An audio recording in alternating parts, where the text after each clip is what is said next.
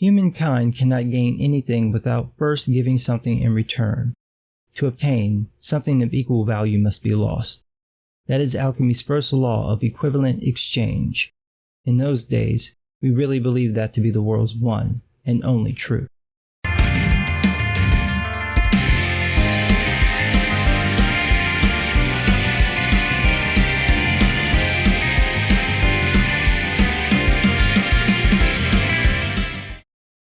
What would you give to bring back the person you love the most? Would you give an arm, a leg, your body, your soul? That's the driving focus of Full Metal Alchemist. I've been waiting a while to talk about this series. This was one of those series that got me hooked instantly. I actually began with the anime and then moved over to the manga. Fair warning, this review will contain some spoilers. The story follows the two brothers Edward and Alphonse Elric as they search for the Philosopher's Stone, the only thing that can restore their bodies. The boys used forbidden alchemy to try to resurrect their mother, but what they created wasn't even human. What it cost them was even worse. Ed lost his leg. His younger brother Al lost his entire body. In an effort to save his brother, Ed used the forbidden alchemy again to bind Al's soul to a suit of armor. All it cost them was one of his arms. But more than anything, it cost the brothers their innocence. How's that for character motivation? Hagane no Renkinjutsushi, or Full Metal Alchemist, was created by Arakawa Hiromu. To say this woman is a fantastic storyteller is an understatement. FMA is easily in my top 10 favorite manga. Not only does Arakawa give you a great cast of characters, an interesting steampunk world, and a reimagining of a certain country circa 1933, but this woman gives you one of the best brotherhood stories you'll ever read. Seriously, every dude I know who has brothers has said the same thing. Ed and Al are 100% convincing as brothers. They have their squabbles, including a major one over Al's condition as a soul bound to a suit of armor, but we get to see that their bond runs much deeper than that. It's not just a failed human transmutation that brings them together. It's their entire lives together, from their father leaving them to their mother dying to their training with Izumi Curtis. Edward is the quintessential manga lead. Short, brash, stubborn, and overconfident. His cocky attitude throws people off, hiding that he's ultimately a good-hearted boy who just wants to fix his mistakes. Alphonse is the other quintessential manga lead. Instantly likable in that way that attracts everyone's attention. Awesome fighter, creative, and possibly a better alchemist than his brother. He also retains some of his childhood innocence, something people forget or miss since he's in a giant suit of armor. Ed and Al are a pair, and a joy to read because their interactions are so true to how brothers who get along behave, and how men in general behave. And these two aren't the only ones. We see a similar bond between Roy Mustang and Mace Hughes. These two are basically like blood brothers who go way back. When a major event happens involving Hughes, Mustang spends the rest of the story, literally 20 volumes, trying to get bloody, fire-drenched revenge. Arakawa even plays up this manly love trope with Alex Louis Armstrong and Sig Curtis, Izumi's husband. Sig and Armstrong are brothers in arms basically because they're both burly dudes. The reason I think this is so interesting is because Arakawa, a woman, perfectly nails the male experience. I haven't seen anyone who's thought that her male characters were phony, ham-fisted, or weak. That's a testament to her skill and talent, but also a great retort to the idiotic view that only people who belong to a group can write that group. The strange part though is that everyone I know who's seen the anime or read the manga just knew it was created by a woman. I'm not sure what gives it away, but I got that sense too, from the anime and from the manga. Another thing about Arakawa is that she takes her time building up the main characters, but has the skill to get you immediately invested in the side characters. Characters like Rose and Cheska and Nina are incredibly memorable and likable and flesh out the world. Arakawa isn't afraid to play on tropes either. In fact, she relishes them. You've got ridiculously effeminate muscle men, the tomboy, the hard ass, the thought. Her entire cast is insanely diverse. She's also not afraid to give us morally ambiguous characters. We should hate Scar, an Ishvalan hell-bent on killing every alchemist he meets, but instead we come to understand his motives, even though the dude is willing to kill anyone who gets in his way. We get Kimblee, a sociopath alchemist who knows the truth about the Ishvalan war, and happily goes along with the plan just so he can kill. We should hate him, but we see that he has some sense of morality, warped as it is. And then we get Fuhrer King Bradley. Oh yeah, he's based exactly on who you think. A man we should hate for a variety of reasons, but by the end of the series you find yourself empathizing with him and the situation, particularly the odd revelation that he's pretty much just going along with the plan. He definitely isn't fond of people, although he does love his wife, but he lacks the sheer malevolence of his cohorts, the homunculi. This is where I truly have to hand it to Arakawa because each one of them is so damn interesting. They're based on the 7 deadly sins: greed, envy, lust, gluttony, sloth, wrath, and pride. How they come into being is a key point to the story, so I won't give it away, but they're basically ruled by their signature sin, but not always in the way that you think. For example, lust isn't about sex. She's all about passion and power. Envy is extremely arrogant. Pride is a total badass. Sloth is surprisingly fast. Gluttony strangely has a thing for lust. Greed is super loyal, although mostly to himself and anything or anyone he thinks he owns. Wrath is, well, I don't want to spoil that one. Each character, though, has a moment to shine. You see why they hate humans, why they behave in such a cruel manner, and since they're all badass fighters, you never get bored when they appear. Then you get characters like Izumi Curtis.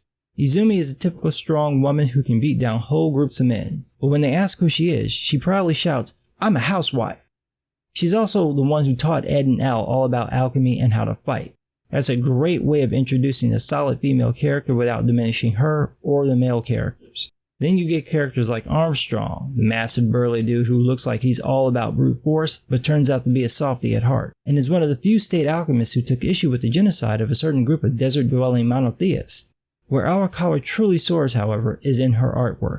Oh my god, can this woman draw! Her action scenes should be taught in school, they're that good. Take the scene where Al has to fight this living suit of armor. Each panel flows into the next. The action lines, the posing all guides your eye to the next panel. She builds the tension in the fight, giving you reaction shots, pauses, and setups. If you've seen the animators basically use her panels as keyframes.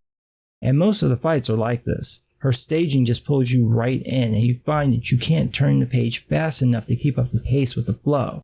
Another great example of this is King Bradley's fight with Lin at the end of the series. Every panel is so fluid you can practically see the characters move. This is another fight where the animators for the show just lifted it straight out of the comic. By far though, my favorite throwdown is between Al and Pride. Al gets his hands on the Philosopher's Stone and the fight he has with Pride is breakneck speed. Pride can manipulate shadows, so his attacks can come from damn near anywhere. But he's no match for Al in his rapid fire use of the stone. That boy's transmitting shit by reflex is just glorious to read.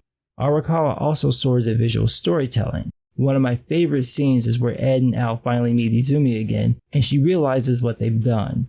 She slaps Ed, and then we get this moment where Ed finally breaks down, and it's just perfection.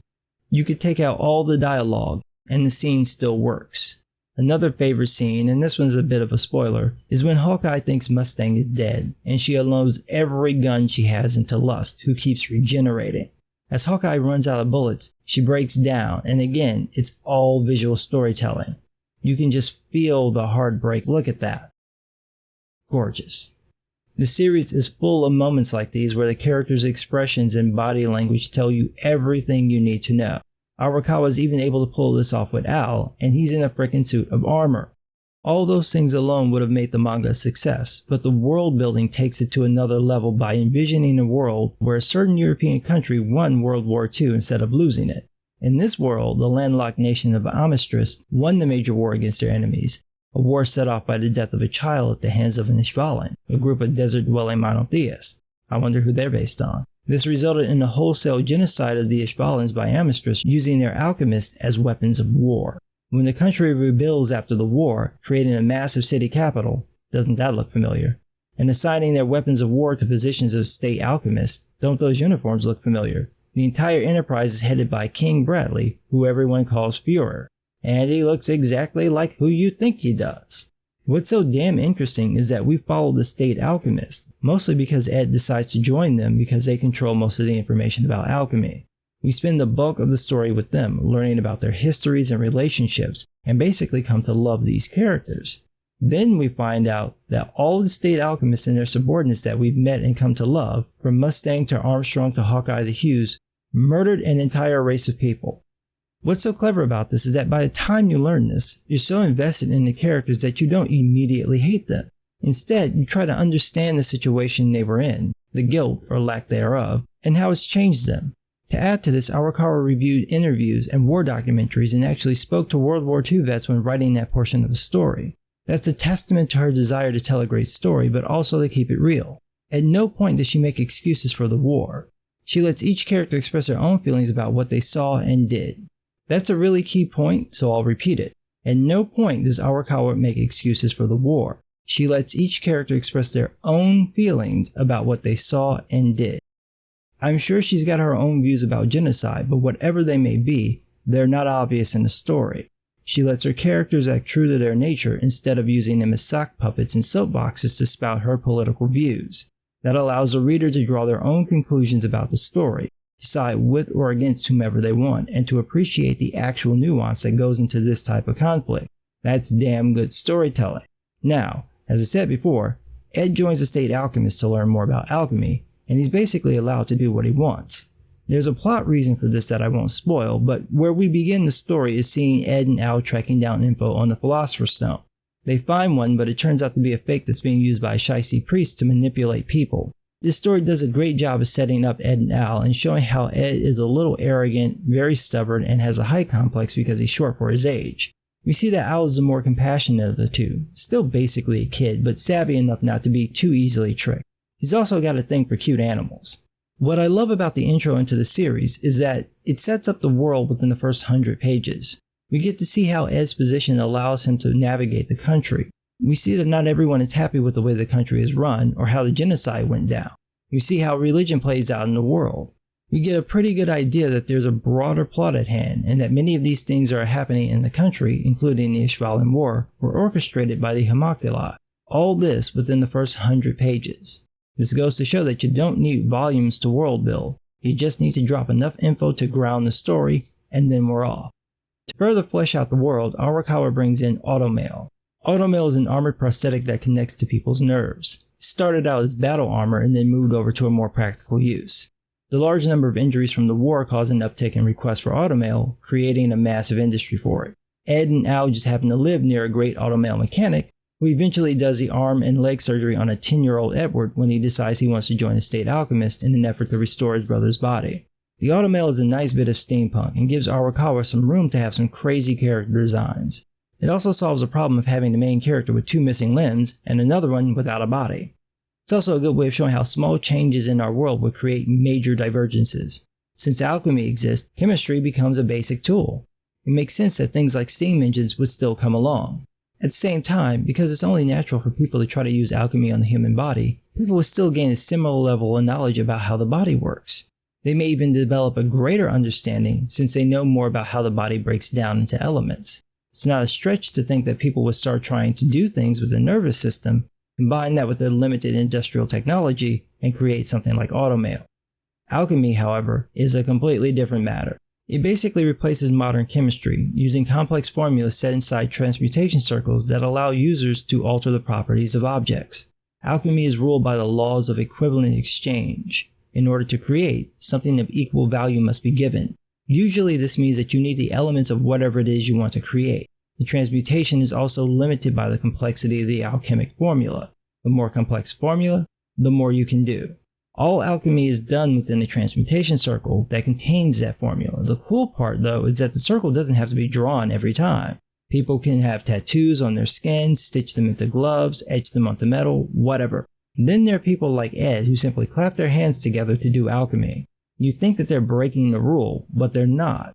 See, when you attempt human transmutation, you see the door of truth and gain all knowledge about how things work.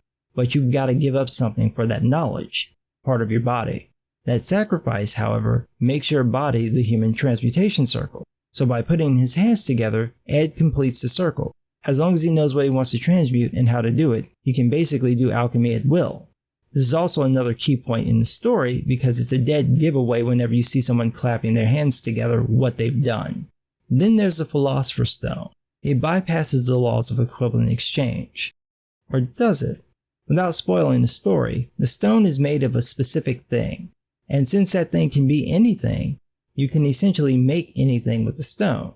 You just have to sacrifice that thing in the process. I love that Arakawa did it because it's so slick. You really think it's breaking the rules, and then you kind of find out that it isn't.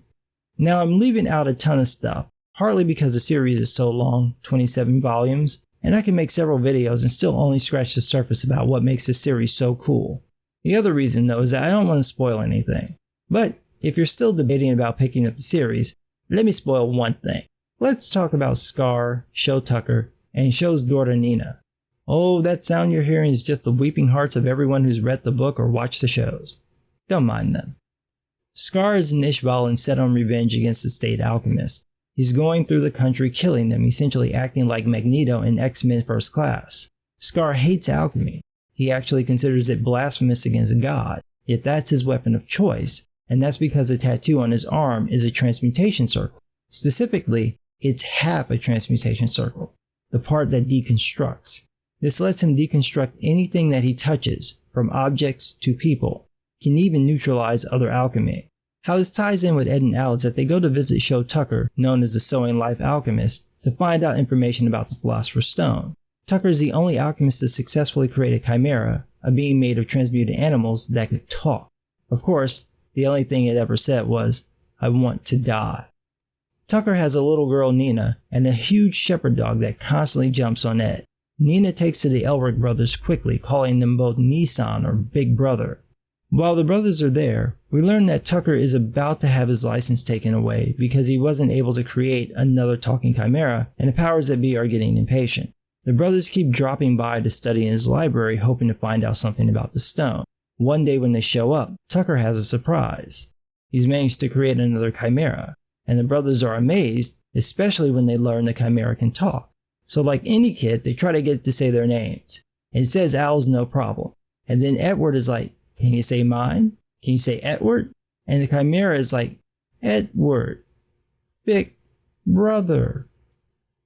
Oh yeah. Oh yeah. And Ed's like, "Sho, where's Nina?" Oh yeah. The man transmuted his own daughter. And this is not the first time. Around the same time Tucker created his first talking chimera, his wife went missing. Oh yeah. Tucker doesn't even try to deny what he's done. Instead, he throws it back in Ed's face, saying that this is no different than what Ed and Al were trying to do resurrecting their mother. Ed snaps and commits to beating Tucker's ass with his metal hand. The whole time, Tucker keeps talking mad shit about how Ed is no different than him, that he's a monster too, and that he'll become like Sho. Finally, Al steps in and stops his brother, and Tucker tries to go off again, and Al is like, "Shut up, or next time I'll be the one to lose my temper." And that just shuts his ass right up. The brothers leave to report Tucker, and while Tucker is waiting under house arrest, Scar shows up. He kills Tucker outright. And then we get this moment where Nina walks over to Tucker's body and starts crying, "Daddy, Daddy." And Scar, realizing what's happened, kills her without an ounce of hesitation, since she can't be changed back. And that's the tamest of the dark moments in Full Metal Alchemist. If you haven't read the series, go pick it up right now. Now's a really good time too because Viz is releasing the series in large hardcover format. It's also available in 3-in-1 volumes and the original 27-volume release. For the artists out there or just fans of the series, you might also want to pick up the art books. These contain the posters, covers, and pinup art Arakawa did for the series, along with some character designs from some of the games. Viz is releasing a new book combining all 3 of the art books. It's definitely worth owning if you like Arakawa's work, especially since the 3rd one never came out here in the States. So get your money together and pick up this series. You won't be disappointed. And if you're a fan, let me know what you think about the series below. Thanks for listening.